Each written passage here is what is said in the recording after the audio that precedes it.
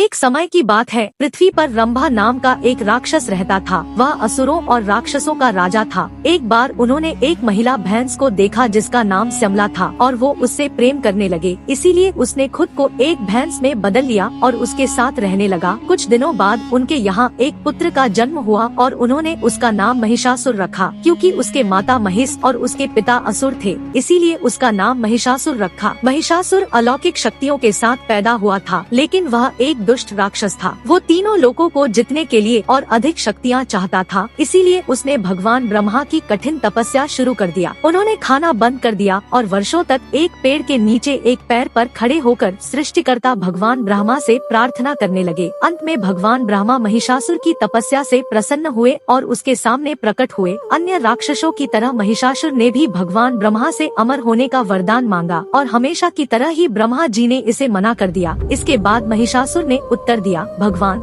आप मुझे ये वरदान दीजिए कि मैं किसी मनुष्य या देवता द्वारा मारा ना जा सकूं। अगर मुझे मरना ही है तो मैं सिर्फ और सिर्फ किसी औरत के हाथ से ही मरूंगा। महिषासुर एक विशाल बलशाली राक्षस था। उसे विश्वास था कि कोई भी स्त्री उसकी हत्या नहीं कर सकेगी। उन्होंने नारी की शक्ति को तुच्छ समझा। इसके बाद ब्रह्मा जी ने उनकी इच्छा पूरी कर दी। वरदान पाकर महिषासुर के अहंकार की तो कोई सीमा ही नहीं रही। उसने एक विशाल सेना इकट्ठी की और पृथ्वी पर हाहाकार मचा दिया। वो मनुष्यों पर हमला करना शुरू कर दिया, उन्हें मार डाला और सब कुछ नष्ट कर दिया। मनुष्यों को हराने के बाद उसने स्वयं देवताओं से लड़ने का फैसला किया। फिर उसने इंद्रदेव को हराकर इंद्रलोक पर भी कब्जा कर लिया और सभी देवी देवताओं को भगा दिया। इसके बाद सभी देवी देवता बहुत परेशान हो गए। वो सोचने लगे कि त्रिलोक में रहने वाली किसी भी स्त्री में इतनी शक्ति नहीं है कि वह इस दुष्ट राक्षस को मार सके। इसलिए त्रिमूर्ति ने अर्थात ब्रह्मा, विष्णु और महेश ने एक मजबूत शक्तिशाली महिला बनाने का फैसला किया। उन्होंने अपनी आंखें बंद कर ली